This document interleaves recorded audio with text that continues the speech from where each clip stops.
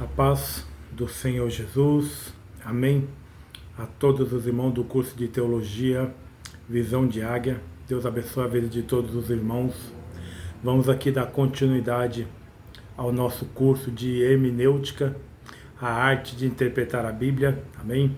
Ontem nós tivemos uma aula ao vivo lá na igreja, Visão de Águia, e hoje aqui, da minha casa, como foi o combinado, eu fazer ao vivo e fazer aqui gravado algumas aulas para que o curso não fique muito extenso. Então nós vamos aqui dar continuidade à nossa aula sobre hermenêutica, a arte de interpretar a Bíblia, e hoje nós vamos falar sobre o valor dos evangelhos. Qual é o valor do evangelho?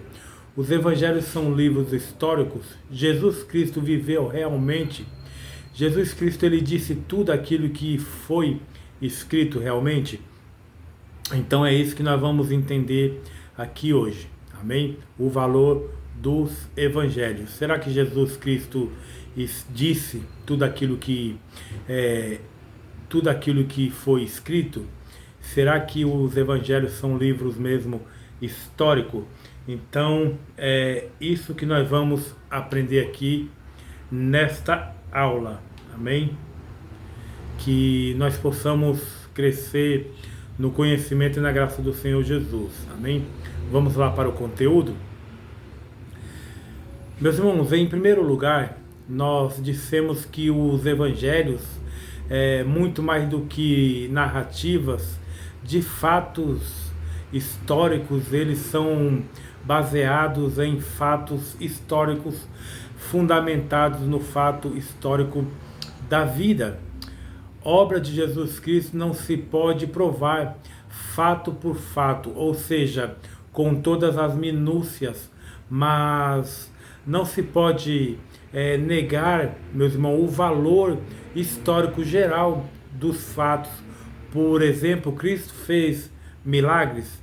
O modo como os autores escreveram, os costumes, a cultura, as palavras, a mentalidade correspondente às das pessoas que viviam naquela época, os impostos e as leis, as religiões, saduceus, publicanos, fariseus, zelotes, as cidades e aldeias da época, a personalidade de Cristo, às vezes contradizendo o que era comum na época, a originalidade de Jesus e etc. Tudo isso, meus irmãos, forma um conjunto de fatos que seriam quase impossível de inventar, mais tarde organizados com tanta coerência e perfeição. Outros fatos, meus irmãos, que não se concede terem sido simplesmente inventados, mesmo por pessoas que acreditassem neles. A paixão, a morte e a ressurreição. Hoje, meus irmãos, a cruz é glória e símbolo, mas na época era a mais humilhante das condenações. A história da paixão seria contraproducente, vergonhosa para quem queria apregoar aquela doutrina. A covardia dos apóstolos ao abandonarem o mestre, estas coisas decididamente não seriam perpetradas por quem aceitava Cristo.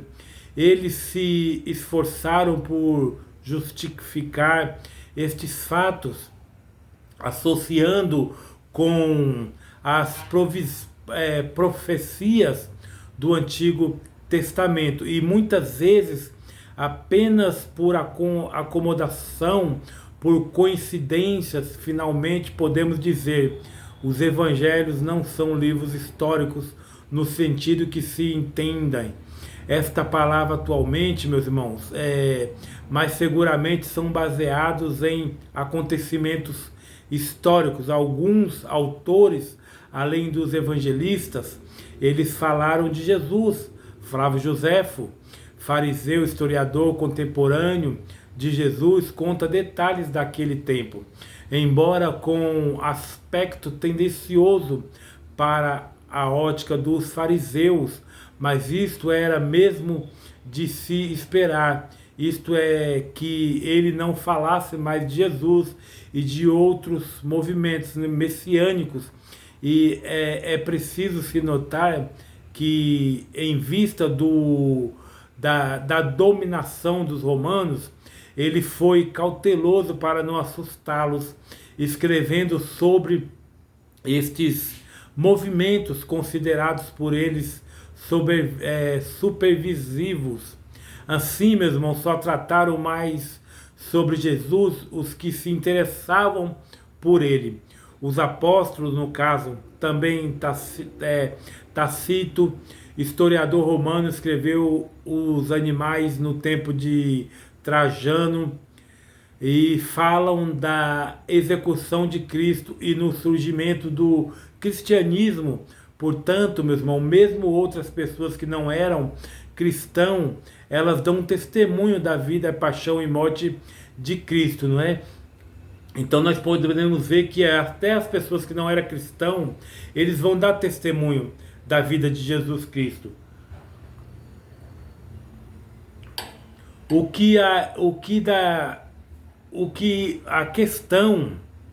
A questão da inerrância bíblica, duas posições evangélicas são pautadas. A primeira, a Bíblia ela é totalmente privada de erros.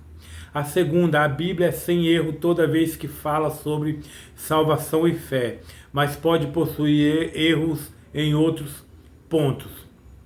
Meus irmãos, os liberais, por sua vez, acreditam que a Bíblia é fruto da mente religiosa dos judeus. Contextos polêmicos produzem posições extremas, argumentos. A Bíblia é plena e completamente inspirada, inerrante em todas as matérias que toca. Verbalmente inspirada, nenhum erro pode ser afirmado se não pode ser comprovado no texto original. Pode esta palavra bíblica ser livre de qualquer erro no seu cartógrafo original. Ela é completamente digna de confiança. Em matéria de história e de doutrinas, os autores bíblicos, sob a liderança do Espírito Santo, foram preservados de cometer erro factual, histórico e científico e quaisquer outros erros. Observação, estes pensamentos e perguntas refletem a posição dos inerrantistas, sem que entendemos por inerrância algo que está livre de qualquer erro. Podemos afirmar algumas verdades básicas.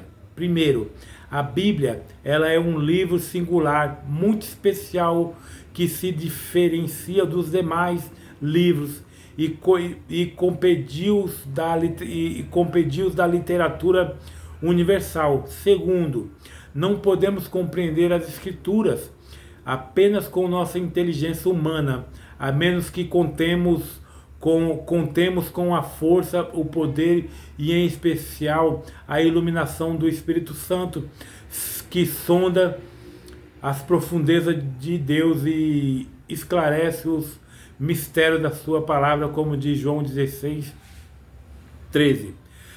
Premissa maior, tudo que Deus fez é perfeito. Premissa menor, Deus inspirou a Bíblia. Conclusão, logo a Bíblia é perfeita. Este argumento é a base dos que defendem a inerrância bíblica. Analogia, assim como Jesus foi divino humano e nunca cometeu pecado, também a Bíblia é divino humano e não contém erros. Os inerrantistas dizem que negar a inerrância é negar a inspiração e a autoridade da Bíblia. O argumento do domínio derrubado a pedra inerrância bíblica. todas as outras pedras caem. A primeira pedra que seria a inerrância bíblica, a segunda seria a inspiração. Derrubando-se estas duas pedras, todas as outras caem. Exemplo de dificuldades na Bíblia. Considere com especial atenção a palavra dificuldades empregada neste caso, pois não estamos usando a palavra erro. Mateus 27:37 compararam com Marcos 12:26. Então nós vamos ver Mateus 27:37 e comparar com Marcos 15:26.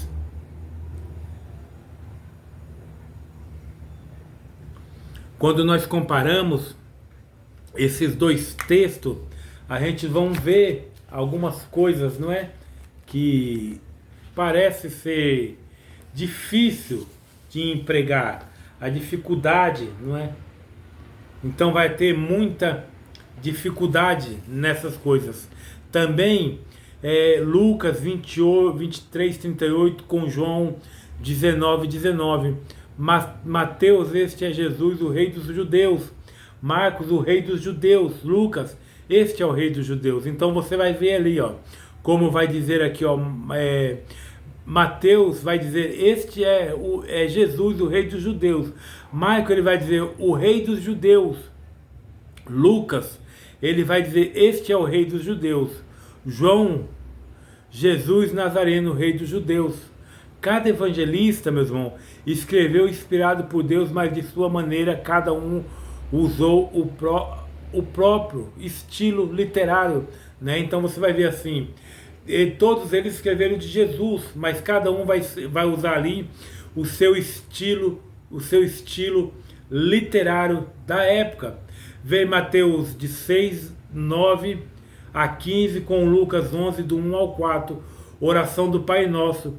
Na inspiração, a personalidade do profeta é preservada, a sua linguagem é preservada, a sua maneira de escrever também é preservada. 1 Coríntios 10:8 com Números 25:9, Paulo diz que havia morrido 23.000 pessoas. Moisés disse que havia morrido 24.000 pessoas. Levítico 11:6, a lepra porque rumina, mas não tem unhas fendidas, este vos será imunda. Observe, a lepra não rumina. Duas classes de linguagens em muitas passagens a Bíblia emprega, meus irmãos, como recurso literário uma linguagem fenomenológica. Em outros casos, os escritores da Bíblia usaram uma linguagem literal que escreve os fatos como eles realmente os são. Linguagem fenomenológica descreve os fatos como eles parecem ser. O importante não é se a lepra rumina ou não, mas o ponto central era se o povo de Israel deveria ou não deve comer a carne da lepra. Este é o ponto central. Nós podemos aqui perceber, no caso de Coríntios, com números, que a questão em pauta arredonda os números, pois se for fiel ao relato, seria impossível ser números exatos. Não poderia ser 23.001 ou 23.999. E Paulo arredondou para a cifra menor, enquanto Moisés falou a cifra maior. Marcos 6, do 8, com Lucas 9:3. Marcos leve um bordão, bengala. Lucas não leve nada, nem bordão. O fato de levar ou não o bordão não muda o objetivo de Jesus, que era o fato de eles dependerem inteiramente de Deus, não é? Então nós vamos ver aqui que Marcos, com Marcos 6:8 com Lucas 9:3, Marcos ele vai falar assim, leve um bordão, leve uma bengala. Já Lucas vai dizer, não leve nada, nem bordão.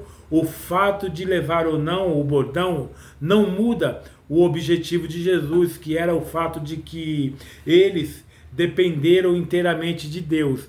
Nós notamos aqui que há apenas uma divergência de ótica e não um erro de objetivo. Seria diferente se Marcos falasse de não ir e Lucas de ir para a ação missionária requerida.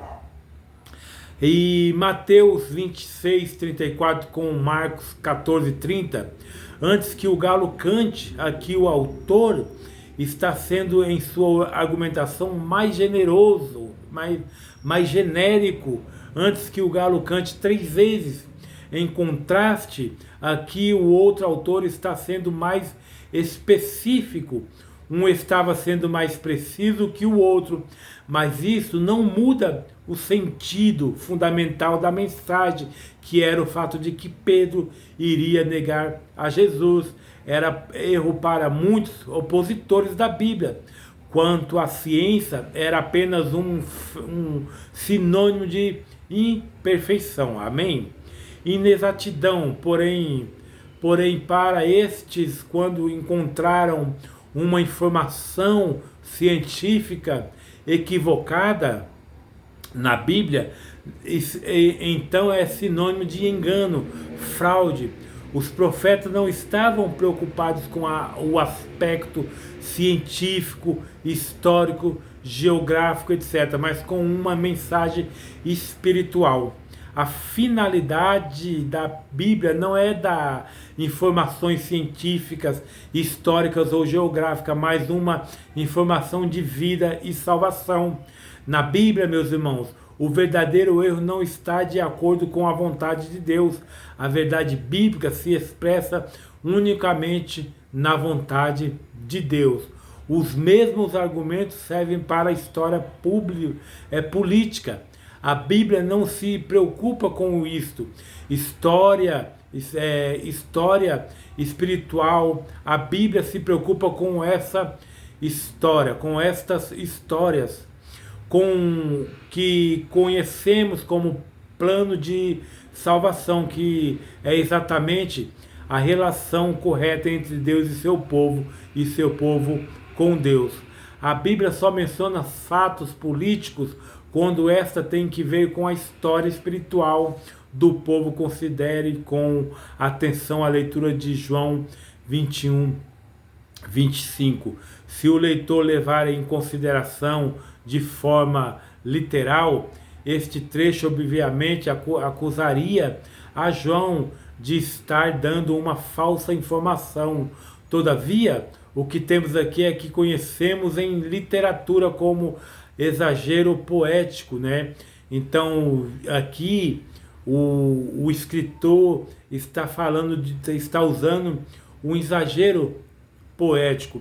Os evangelhos não são uma biografia exata da vida de Jesus. A explicação para o texto anterior pode ser encontrada na leitura de João 20, 30 e 31. Só se encontram as coisas necessárias à nossa salvação. Nem tudo que Jesus fez foi escrito. Os escritores foram fatos selecionados. A Bíblia tem um duplo propósito cristológico, revelar a pessoa de Cristo, como diz João 5:39 e João 14:6, soteriológico, informar ao ser humano os meios providos por Deus para a salvação do homem, como diz 2 Timóteo 3,15.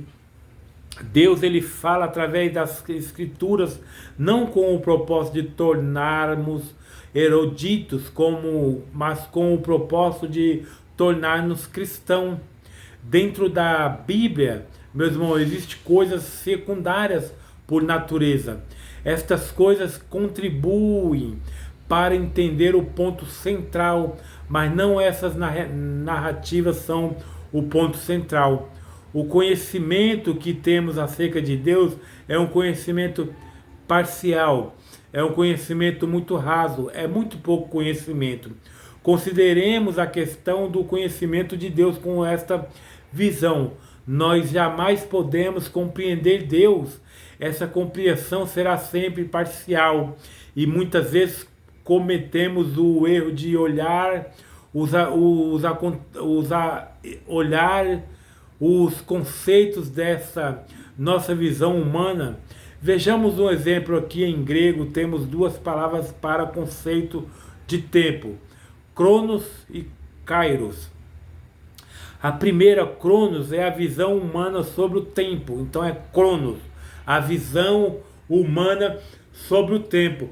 A segunda é a visão divina, a forma como Deus compreende o tempo. Por essa razão, insistimos em afirmar que nosso tempo não é o mesmo tempo de Deus. E isso se aplica à oração. Nós pedimos para já conforme nosso tempo e Deus nos responde de sim, de acordo com o seu tempo. Somente quando o tempo de Deus, Kairos, se cruza com o nosso tempo, Cronos, então é só então acontece o milagre. Então o tempo nosso é Cronos, o tempo de Deus é Kranos, Kairos, não é? A Bíblia não contém uma revelação total de Deus, mas uma revelação parcial. Por quê? Porque nós não sabemos tudo de Deus. Não foi escrito tudo que Jesus fez, todos os milagres que Jesus praticou, todas as coisas que aconteceu não foi escrito. Então a Bíblia não contém uma revelação total de Deus, mas uma revelação parcial daquilo que é necessário para a nossa salvação. Tudo que é necessário, meus irmãos, para a nossa salvação já está escrito na Bíblia, não precisa mais nada, não precisa acrescentar mais nada para a nossa salvação, tudo já está escrito dentro da Bíblia. Calvino e a hermenêutica, né? Vamos falar um pouquinho sobre Calvino e a hermenêutica. Adentro cultural, orare e labutare foram palavras empregadas por Calvino para resumir a sua concepção hermenêutica. Orare e labutare. Então, para você resumir a sua concepção hermenêutica é orar e labutar, orar e trabalhar, orar, orar, orar, orar e sempre orar, orando e labutando, orando e trabalhando, orando e fazendo obra.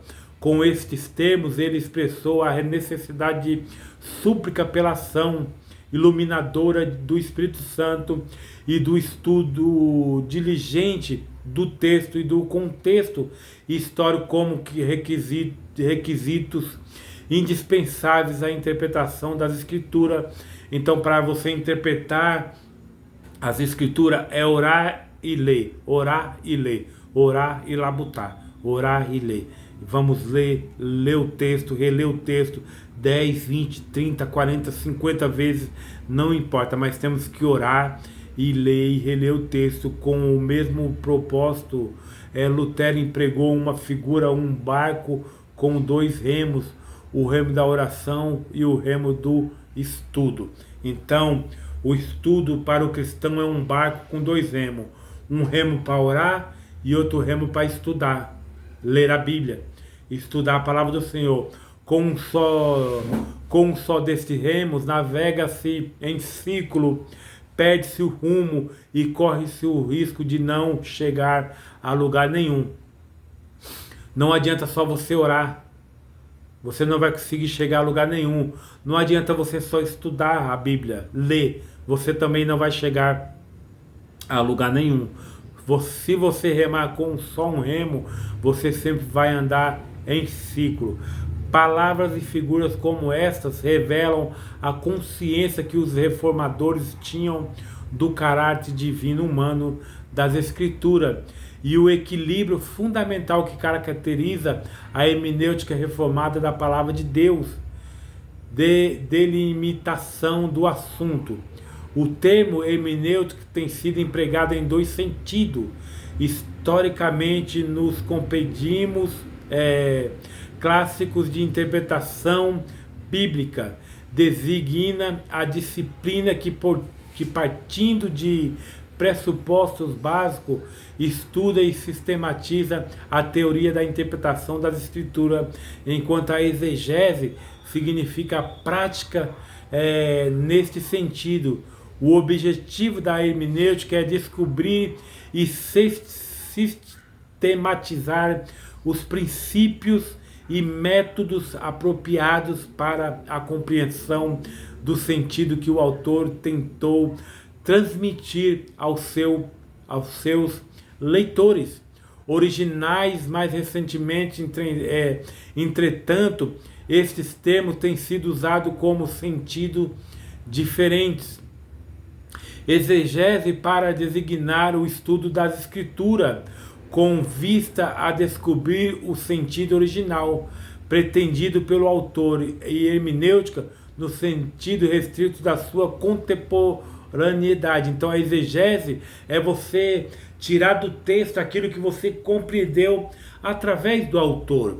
Ou seja, a exegese seria uma primeira tarefa histórica pelo qual se busca compreender o que os leitores originais entenderam, enquanto que a hermenêutica seria uma tarefa teológica prática e posterior, na qual se busca compreender a relevância da sua mensagem para nós hoje, no nosso contexto específico.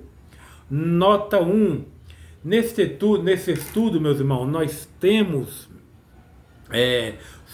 são usados Neste estudo, estes termos são usados no sentido histórico, mas comum. Hermenêutica designa a disciplina que estuda e sistematiza os princípios e técnicas com as quais, partindo de determinados pressupostos, se busca compreender o sentido original do texto. Bíblia, exegese designa a prática destes princípios e técnicas, e aplicação designando a busca da revelação do texto ao nosso contexto específico, isto é, tendo compreendido qual a mensagem do texto para os seus leitores originais, em que sentido esta mensagem é aplicável ao nosso dia e ao nosso contexto. Amém? Convém, meus irmãos, também esclarecer também que o termo reformada não é empregado neste estudo para designar especificamente a hermenêutica dos reformadores. Não, se desejamos fazer uma descrição específica detalhada da hermenêutica desenvolvida e praticada por Lutero, Calvino e outros, o termo também não se refere à denominação reformada, rumo da reforma, como ficou conhecido especificamente na Europa. O termo hermenêutico reformada nesse trabalho refere-se a uma corrente ou escola de interpretação bíblica histórica distinta de outras correntes fundamentadas em pressupostos bíblicos, quando a natureza das escrituras é que empregam princípios e métodos específicos. Trata-se de uma escola ou corrente de interpretação que adota o método histórico-gramatical em contraposição aos métodos dedutivos da corrente espiritualista e histórico-crítico humanista de interpretação bíblica.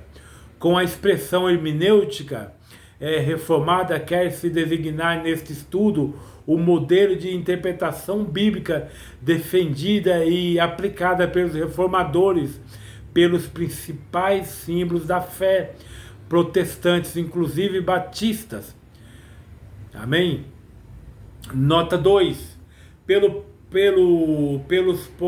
puritanos ingleses, pelos huguenotes franceses e pelas igrejas evangélicas ortodoxas, em geral, até os nossos dias, esta corrente de interpretação poderia ser chamada de hermenêutica protestante ou de hermenêutica evangélica, mas ao que parece estes termos já não caracterizam muitas coisas, pelo menos no campo da hermenêutica, pois englobam sem qualquer distinção defensores e praticantes de todas as correntes de interpretação, da interpretação bíblica, desde a corrente espiritualista intuitiva até a corrente humanista histórico-crítica. Amém? A importância do assunto. Qual a importância desse assunto? A importância do assunto dificilmente pode ser exagerada, pois a hermenêutica é a base teórica da exegese, que por sua vez é o alicerce tanto da teologia, quer bíblica, quer sistemática, como da pregação.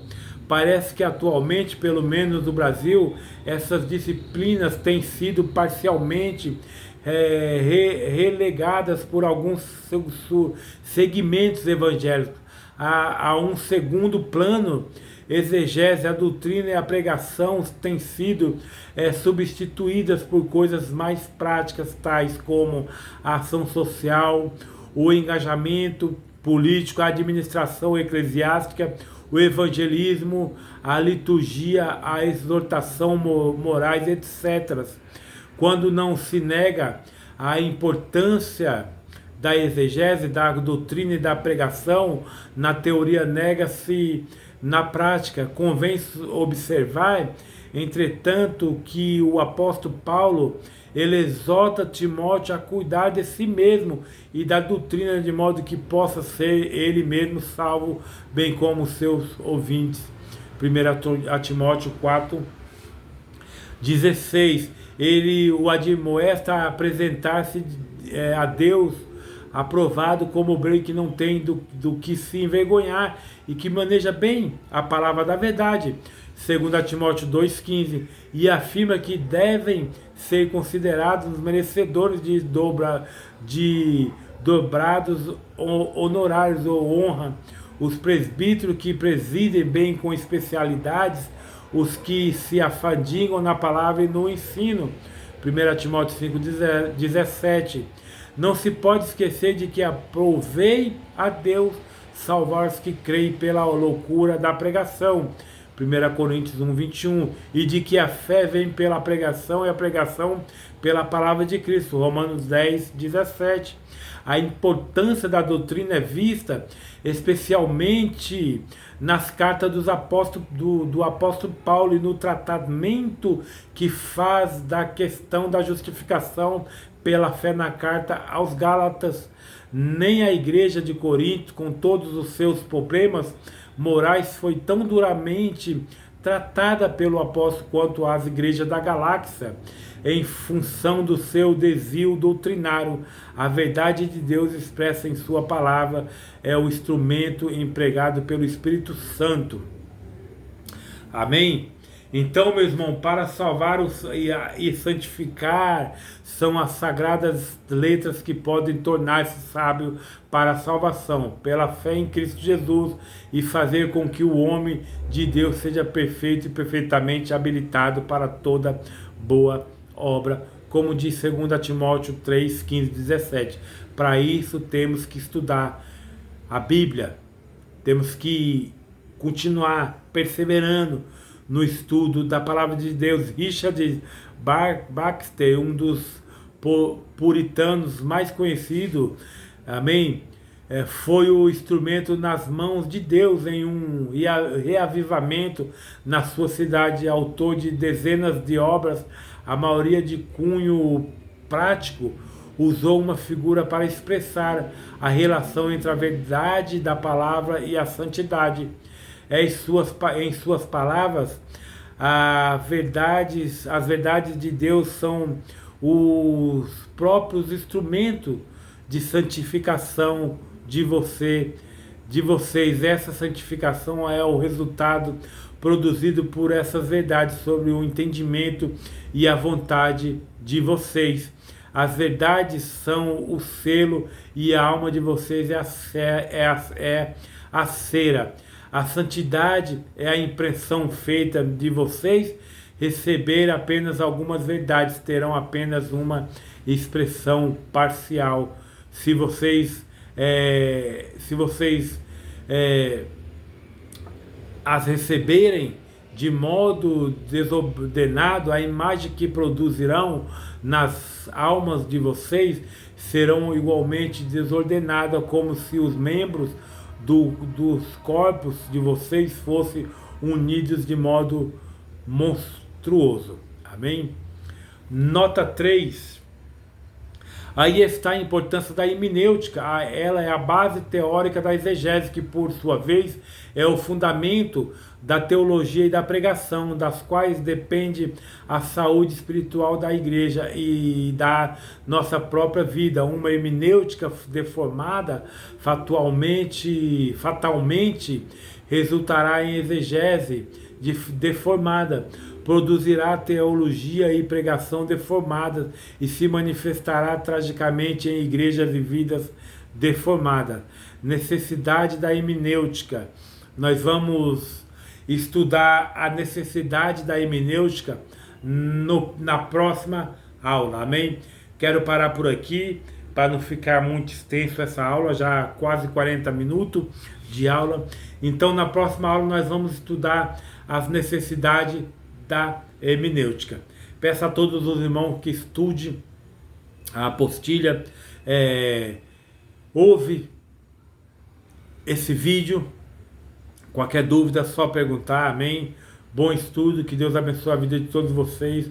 Um forte abraço, até a próxima, tchau.